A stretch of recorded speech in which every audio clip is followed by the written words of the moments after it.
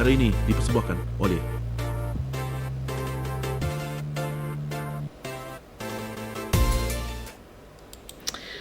Halo Gunarwan dan Gunarwati sekalian, ketemu lagi ya di channel saya Gunar Os. Dan ya kita kali ini ketemu di segmen kabar dari N5, segmen dimana kita akan membahas berita-berita Arsenal 24 jam terakhir dengan harapan teman-teman bisa selalu update ya dengan berita-berita Arsenal tanpa harus cari beritanya kesana kemari.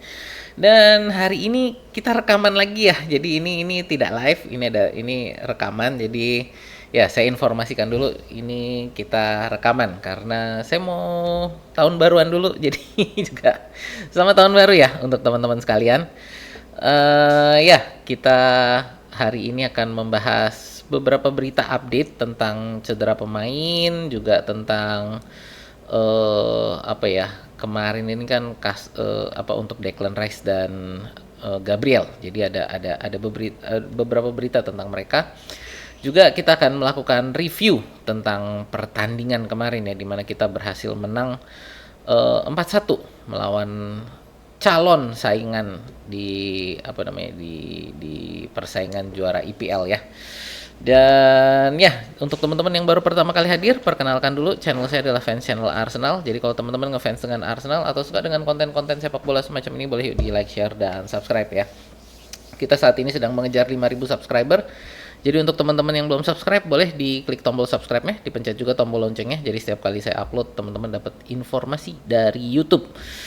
Oke, tidak berlama-lama kita akan masuk ke berita kita ya.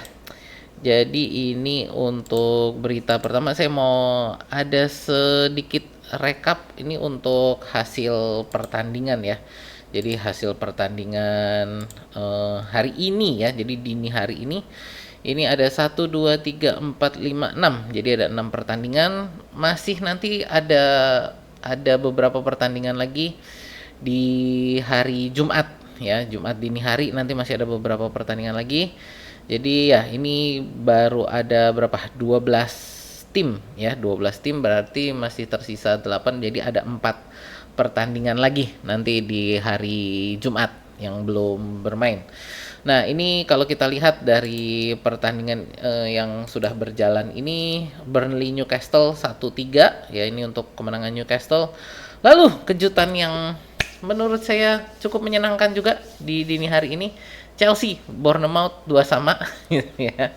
Ya nih ya, bukan calon, yang katanya nih saingan untuk gelar IPL nih ya. Chelsea sekarang sudah ketinggalan 12 poin ya. Lalu Nottingham Forest Everton 0-2. Saya agak sedih sih untuk Nottingham Forest karena ada Edu di sana. Saya berharap bisa lebih baik lah ya. Ini cuman ya, jadi kalah lagi nih Nottingham Forest. West Ham Brighton 2-2. Lalu ya, ini Manchester United dan Wolves. Ini juga kejutan yang menyenangkan ya, karena di grup teman-teman SMA saya langsung ada yang marah-marah ini ya. Manchester United 1-1 dengan Wolves ini ya, saya senggol dikit langsung ada yang ngamuk ini. Ya, jadi itu ya teman-teman, ini apa ya, kalau buat saya agak mengagetkan juga sih, karena Wolves ini kan tim yang apa ya, untuk musim ini bisa dibilang memang tim terburuk lah di IPL ya. Jadi sebelum pertandingan Manchester United ini hanya 2 kali seri, dan dengan Manchester United ini akhirnya 3 kali seri. Jadi salah satu tim yang memberikan poin nih kepada Wolves, Manchester United ya. Tapi kalau kita lihat di beberapa pertandingan terakhir ini, memang Wolves secara pertahanan lebih solid, mulai makin lama makin solid pertahanannya ya. Jadi saya nggak kaget sih bisa menahan imbang Manchester United, walaupun apa ya, bukan nggak kaget sih, kaget juga, cuman maksudnya bisa paham kenapa mereka bisa menahan Manchester United 1-1 ya. Jadi pada saat melawan kita ya, Wolves ini pertahanannya sangat solid ya. Pertahanannya ini benar-benar sangat ketat. kita harus berjuang mati-matian dan harus dapat 2 own goal. Jadi kita harus memaksa mereka melakukan 2 kesalahan yang berujung pada own goal. Lalu juga pada saat pertandingan melawan Liverpool, mereka kebobolannya karena ada kelengahan di waktu yang sangat pendek ya. Jadi mereka kebobolan 2 gol dalam waktu cepat, kurang dari 5 menit kalau nggak salah, 5 atau kayaknya sekitar 5 menit kebobolan 2 kali. Tapi setelah itu mereka juga bisa mencetak gol 1 gitu kan. Jadi ya itu menurut saya yang menunjukkan bahwa Wolves ini semangat juangnya memang ada gitu. Jadi bukan bukan tim yang ecek-ecek. Dan ya bahwa 1-1 sebenarnya tadi agak kaget, tapi pada saat yang sama, oh oke, Wolves ini makin kesini harus makin hati-hati ya, dan Arsenal masih akan ketemu sekali lagi. Jadi nggak boleh diremehkan Wolves ini untuk pertahanannya, karena mereka udah nggak ada udah nggak ada harapan untuk bertahan di IPL.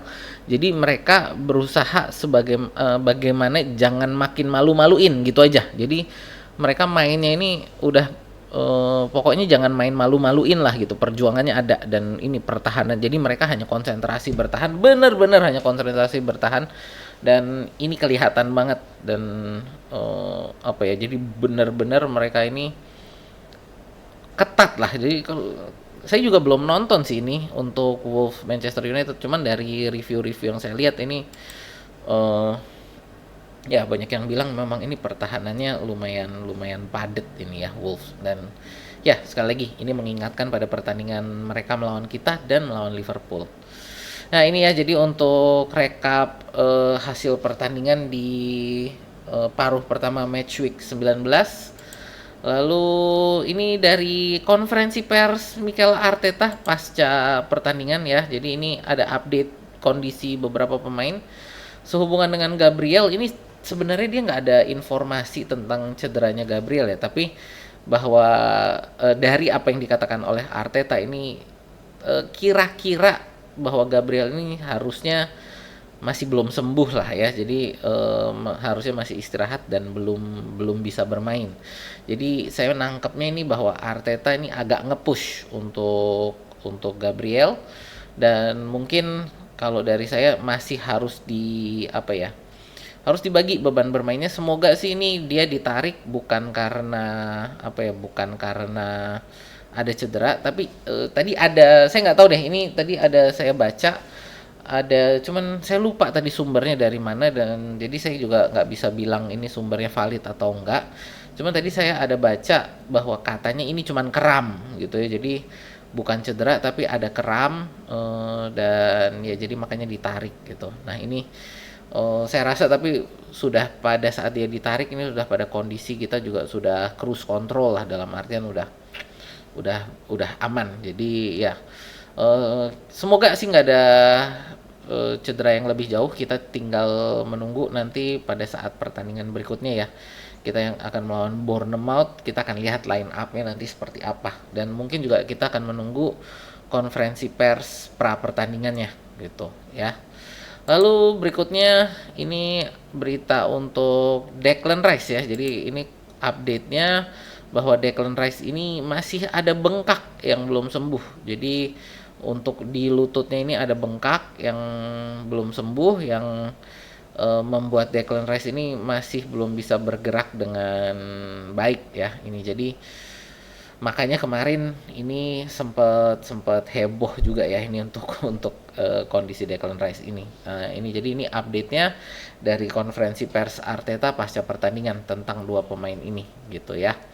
Jadi tadi saya nggak bikin video kabar dari mobil karena cuman pendek sih, jadi makanya saya pikir nggak usah dibikin video deh. Tadi saya sempat bikin community post aja ya tentang Gabriel gitu. Nah ini jadi di sini saya tambahkan tentang update cedera mereka berdua. Dan ya ini kita akan membahas juga untuk review ya pertandingan kita 4-1. Jadi berhasil meraih poin penuh untuk menutup tahun 2025 dan paruh pertama musim IPL 2025-26 ini dengan kemenangan ya. Jadi ini hasil yang menurut saya sangat penting. ini untuk menjaga kita tetap ada di puncak liga, ini juga untuk menjaga kita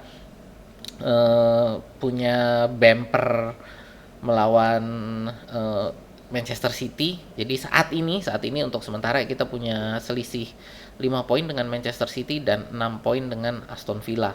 Cuman Manchester City tadi ya belum bermain, mereka masih main nanti hari Jumat.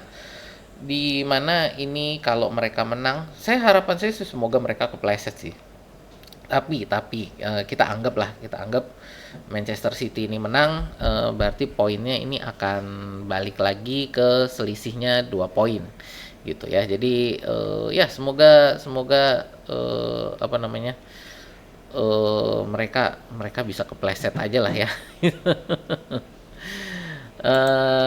Dan ya ini kalau kita lihat pertandingan kemarin ini line up-nya ya. Jadi ada apa ya? eh ada berita bocoran dari The Athletic ya. Jadi sekitar 4 jam sebelum kick off ini ada berita bocoran dari Athletic bahwa Declan Rice ini nggak bisa turun gitu ya. Tadi yang saya kasih update-nya tadi di awal. Tapi ini 4 jam ini sempat membuat heboh fans-fans Arsenal gitu ya. Dan bahkan ini sempat wartawannya wartawannya Atletik ini diteror gitu oleh fans Arsenal. Jadi buat saya sebenarnya ya ngapain sih, orang kita ini kan juga pengen tahu kondisi. Jadi buat saya terutama biasanya nggak munafik lah. Saya kan juga sering kali bilang kan bahwa Arteta ini untuk ngomong tentang cedera pemain ini agak suka ditutup-tutupin gitu loh. Jadi saya kadang juga kasih kasih penjelasan lah kepada kita fans. Nah, ini sekarang ada wartawan yang ngasih kejelasan kok malah diteror gitu. Jadi ini buat saya juga agak keterlaluan lah ya, fanbase kita yang model-model begini nih yang ngasih nama jelek untuk fanbase Arsenal. Jadi kalau buat saya ini wartawannya dia melakukan pekerjaan dia sebagai seorang wartawan sepak bola. Dia dapat berita dan dia menginfokan tentang Declan Rice, dan menurut saya jeda waktu 4 jam dari pertandingan, emang Unai Emery bisa ngapain sih dengan 4 jam, merubah strategi apa gitu kan. Jadi saya rasa dalam waktu 4 jam sebelum pertandingan strateginya udah disiapin ya udah tinggal mereka menjalankan. Saya rasa 4 jam ini nggak akan ada perubahan strategi yang berarti untuk bisa melawan Arsenal yang tanpa Declan Rice gitu ya. Jadi buat saya buat yang beralasan bahwa ini membocorkan lalu membuat Aston Villa ada keunggulan, menurut saya sih satu kebodohan aja gitu. Ini ya, dan ya itu dan berita Declan Rice ini agak menutupi berita kembalinya Havertz ya. Havertz udah ada di bangku cadangan dan Ben White juga. Jadi saya sebenarnya agak kaget ini, kalau Havertz saya udah ya oke lah. Havertz ini memang ngejar untuk ada bisa di dalam squad sebelum musim ini selesai. Sebelum jendela sebelum Desember ini selesai gitu kan. Jadi di situ saya nggak terlalu kaget, tapi saya sebenarnya jujur agak kaget ini adalah Ben White yang ada di bangku cadangan. Karena pemikiran saya Ben White ini akan balik itu di pertengahan pertengahan Januari. Jadi pertengahan Januari awal Februari. Saya pikir dia baru akan balik di sana. Jadi ini sebenarnya berita baik juga, Havertz dan Ben White sudah ada di bangku cadangan. Dan kalau kita lihat kemarin Ben White juga turun ya, menggantikan Timber di menit berapa ya, sekitar menit 80-an kalau nggak salah gitu kan. Dan juga ini kembalinya Gabriel ke starting line up. Jadi Gabriel Magalhaes ini sudah kembali ke starting line up, dan ini artinya duo center back terbaik kita bermain, dan kemarin mereka mainnya luar biasa. Saliba juga ada beberapa penyelamatan penting di babak pertama terutama ya, yang bisa menjaga kita babak pertama ini tetap 0-0 ya ini. Lalu kalau kita lihat memang tadi yang saya sempat ngomong ya, babak pertama ini sebenarnya cukup membuat frustasi dengan Gyökeres. Menurut saya dia ada 3 kesempatan ya, 2 kesempatan tuh dari header, yang menurut saya harusnya bisa lebih bagus lah ya, dan satu kesempatan ini perebutan dengan Emi Martinez di kotak penaltinya Villa ya, yang sayangnya tidak bisa dimaksimalkan gitu. Tapi ini ada tapinya nih. Teman-teman tentu tahu ya, saya selama ini mengkritisi Gyökeres ya, mengkritisi Gyökeres tentang tentang bagaimana dia bermain di beberapa pertandingan terakhir. Teman-teman udah denger ya, saya sering ngomong ini Gyökeres nih, aduh kok agak kurang ya. Dan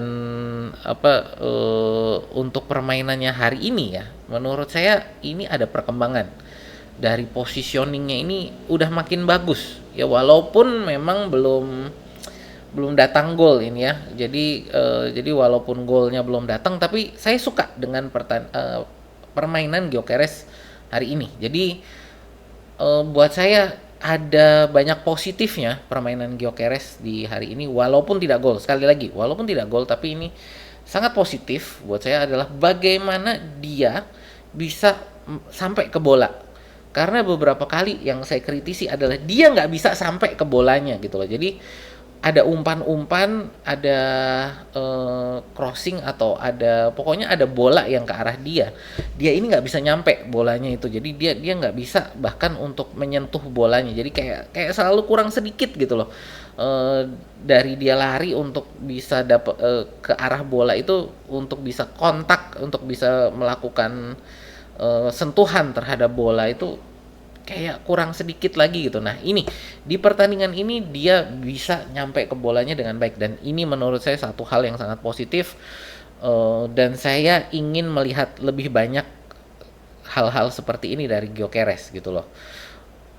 Nggak, kalau dia bisa, menurut saya gol ini cuma tinggal menunggu waktu lah ya. Jadi tinggal tinggal mengasah sedikit lagi aja untuk golnya. Tapi yang terpenting menurut saya adalah dia bisa nyampe bolanya nih sekarang gitu ya. Dan nantinya dipertajam untuk bisa on target gitu.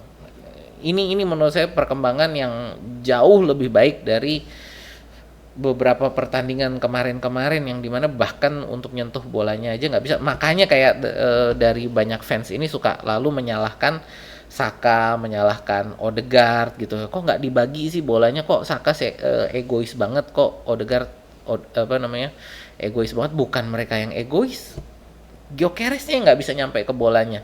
Jadi ini pertandingan hari ini walaupun dia nggak gol, tapi menurut saya ini adalah satu hal yang positif. Karena akhirnya dia bisa nih nyampe ke bola-bola tersebut untuk melakukan shot on goal, walaupun belum on target tapi sudah ada shot on goalnya gitu ya. Lalu di sisi lain di babak pertama ini ada Amadou Onana ya, yang ya ini Onana yang beda ya sama si penjaga gawang yang satunya itu. Kalau Onana yang ini nih eh gacor nih. Onana yang ini gacor banget ya. Dan sempat mengobrak-abrik midfield kita di babak pertama ya. Onana ini berhasil memanfaatkan kondisi, dia kan ada di sebelah kanan dari sisinya Aston Villa, berarti di sisi sebelah kiri kita, dimana di situ yang jagain adalah Mikel Merino, nggak ada Declan Rice. Ini dia benar-benar bisa memanfaatkan kondisi ketidakhadiran Declan Rice untuk menteror midfield kita gitu. Jadi midfield kita nih agak kedodoran. Amadou Onana ini emang keren banget ya, dan kerjasamanya dia dengan Oli Watkins, kombinasi dia bersama Oli Watkins ini beberapa kali sempat membuat gawang David Raya ini terancam.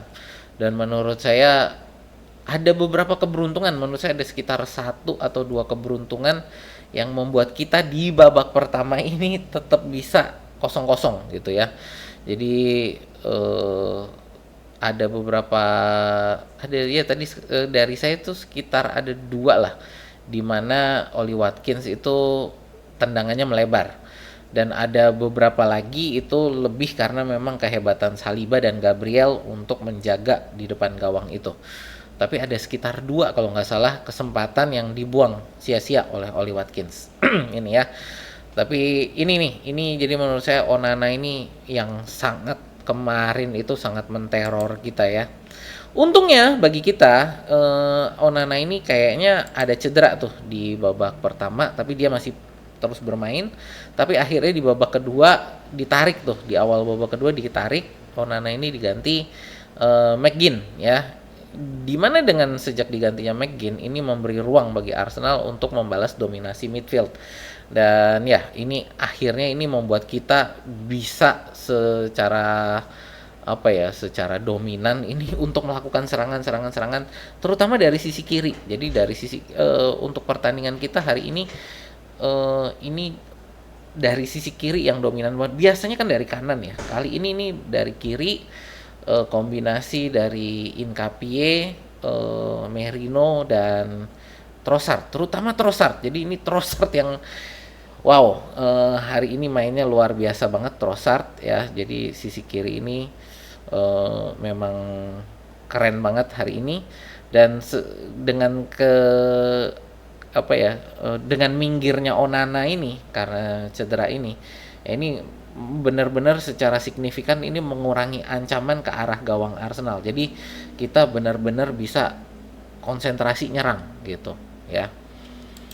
Dan akhirnya gol pertama ini didapatkan Arsenal, ini adalah klasik set piece Arsenal dengan Gabriel ya sebagai ancaman udara paling mematikan di lapangan. Adu kepalanya Gabriel ini dengan tangannya Emi Martinez dimenangkan secara luar biasa oleh Gabriel. Jadi ya ini set piece again, ole nih ya Gabriel dengan permainan dia ini yang membuka gol bagi Arsenal. Dan setelah gol itu pertahanan Aston Villa menurut saya mulai keteteran gitu. Jadi di situ mereka mulai kewalahan sejak gol pertama itu. Mereka kita serang terus gitu. Dan ya akhirnya nggak lama ini juga Trossard ya, golnya ini diawali dari ini gol ketiga ya, gol keduanya mana ya, sebentar saya kok kayaknya gol keduanya kelewatan ini, kok gol keduanya hilang ya, kalau gol kedua ini bentar nih, oke lah, ini kayaknya tadi hilang gol keduanya. Saya sebenarnya harusnya ada ininya. Mohon maaf teman-teman, untuk slide-nya yang gol keduanya. Gol kedua ini adalah menurut saya itu dari Odegaard ya. Memang benar-benar kalau gol kedua itu menurut saya ini dari Odegaard. Permainan Odegaard yang luar biasa, merebut bola di midfield lalu dia bawa ke depan, di mana di situ dia ngelihat pergerakan larinya Zubimendi yang tidak terjaga, dan di situ menurut saya ada peran Gyökeres juga, di mana sewaktu Zubimendi lari itu ada 3 defender itu yang ada di depan gawang, itu ada 3 defender, 2 itu mengarah kepada Gyökeres ya, 1 yang ngejagain Zubimendi, dan Zubimendi ini ada di tengah-tengah antara yang Zubimendi itu ada di tengah sini. Lalu di sini ada yang ngejagain dia, terus di sebelah sininya tuh ada lagi yang ngejagain Gyökeres. Dia di tengah-tengahnya sini, dan Odegaard itu kasih bola ke dia. Ya ini keren banget sih, dan Zubimendi juga dengan tenang ya. Tapi sekali lagi itu di situ ada juga peran Gyökeres yang mungkin saya bilang sebagai the magnet aja ya, sang magnet. Ya ini balik lagi julukannya si magnet ya. Si magnet defender ini ada narik 2 defender. Boleh dilihat itu untuk gol kedua kita. Itu dua defender itu mengarah ke Gyökeres, di mana tadi ketika yang salah satu defender ini mulai mengarah ke Zubimendi itu udah telat. Gitu. Jadi pergerakannya udah telat, dan tapi menurut saya gol kedua ini menunjukkan bahwa Odegaard ini udah balik ya. Odegaard ini menurut saya udah mulai, saya jangan bilang udah balik dulu, mulai balik ke performa terbaik dia seperti musim 23-24. Menurut saya mulai mengarah ke sana. Karena ya ini kita harus ingat-ingat juga, si Odegaard ini kan baru cedera panjang ya, dan 2 kali kalau nggak salah.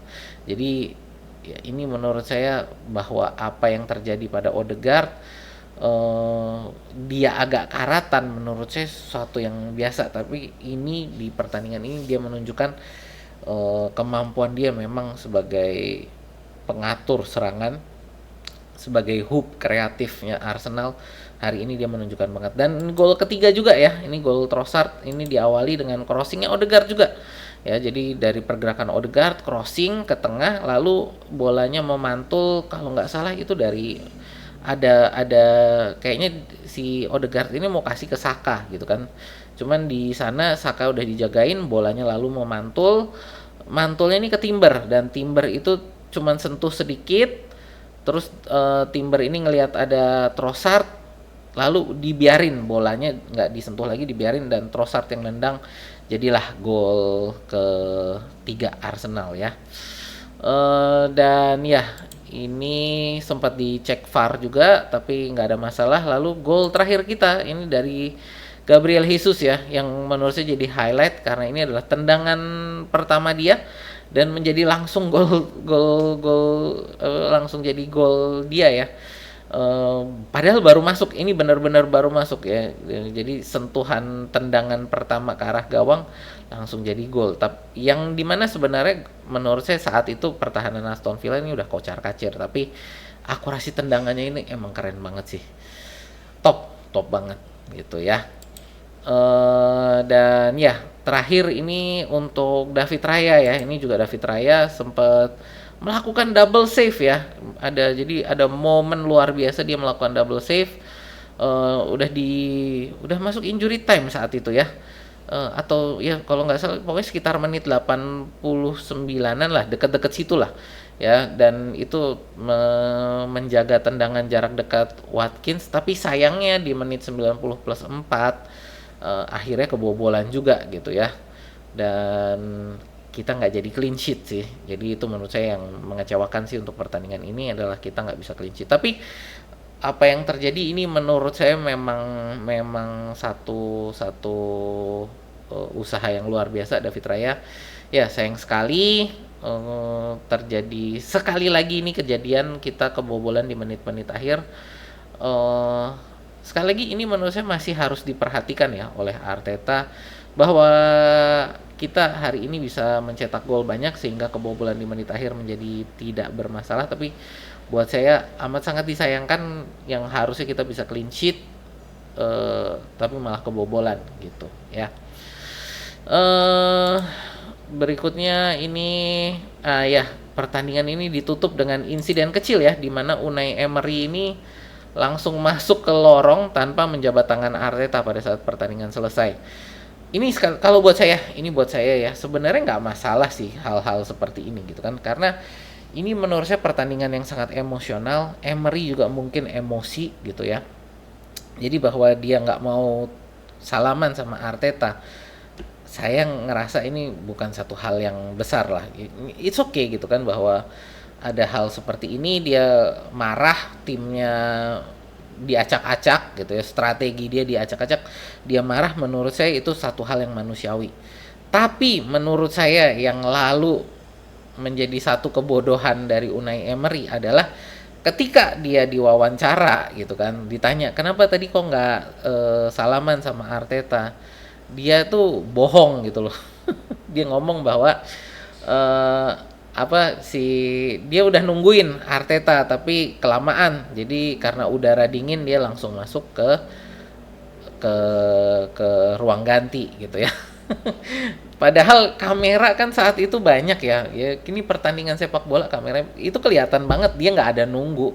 Begitu peluit ditiup dia langsung lari, langsung masuk ke ruang ganti, nggak ada nunggu sama sekali gitu. Jadi ini yang buat saya membuat Emery ini jadi kayak sore loser gitu loh. Jadi kayak seorang pecundang di mana kalah terus nggak terima, terus ya udah lari gitu aja dan bohong gitu. Padahal menurut saya kalau dia ngomong ya udah mohon maaf saya lagi emosi saat itu, jadi saya buru-buru masuk untuk menenangkan diri.